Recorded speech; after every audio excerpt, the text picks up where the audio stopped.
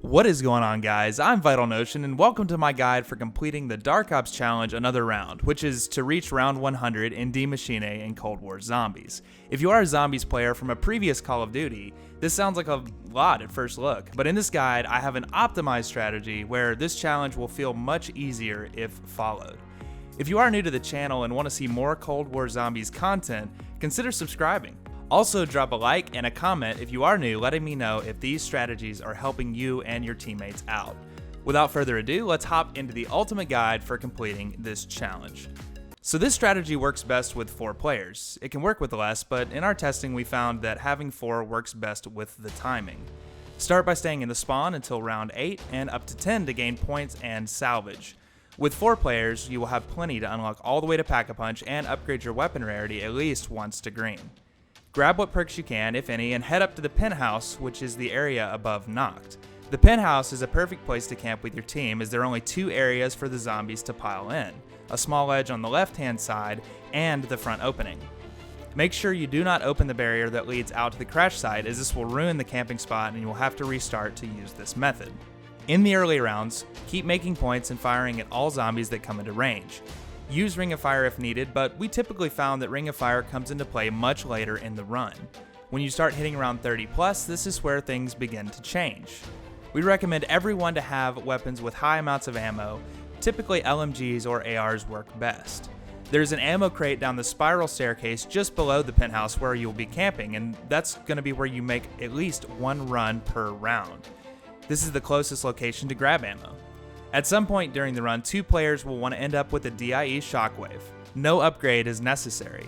The other 2 players can have ray guns for optimal support and damage. More can have the shockwave or ray gun, but we found that having 2 ray guns and 2 shockwaves work perfectly for us. Alternate using Ring of Fire. It's going to be very important to coordinate this part with your teammates. If done correctly, the Ring of Fire should be active for most of the round, and up to 100 rounds for us. You can even go more rounds, but we were completing the Dark Ops Challenge, so we exfilled at 101. If mishandled, things can get dicey, so be aware of that. Make sure everyone has self-revive and a chopper gunner just in case. The most important part of timing is to make sure that you have Ring of Fire for the Megaton spawns. In later rounds, you will have 4 of them spawn in, but they're an easy kill with the shockwave and ray gun, so just use those. The strategy here is fairly simple. Use the ammo in your AR or LMG until you're out. Using these during the Ring of Fire will make them last quite some time, never having to reload, and you can continue firing until all of your ammo is gone. Once gone, you can switch over to the shockwave or the ray gun, whichever one you are carrying. With the shockwave, it's simple. Shoot up to 4 shots with max ammo and use the vacuum to replenish your ammo. Once fully replenished, you can repeat. Remember that your Ring of Fire does not refill while you are in Ring of Fire, so maybe step just outside of the ring to get yours ready again. We use a system where we call out to each other that we have, and that just basically means that the ring is active. Then we call out who's going next. This is so we don't overlap Ring of Fires, causing us to be 1 short for the round.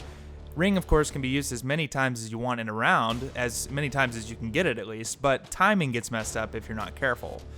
You should be getting enough drops so that armor will not be super important. In most of the game, the zombies were not even close enough to cause any issues. But if you do get in trouble, you can take the teleporter down to the Pack-a-Punch room to grab more if needed. The good news is you'll be on the correct side to grab the armor, so run over, grab it, and go back up. You'll be right back where you need to be to continue the run. And that's it. Work your way through the rounds using every strategy listed here. You'll be gaining a ton of XP and weapon XP. In fact, I took the M60 from level 1 to max and got it gold in 1 game.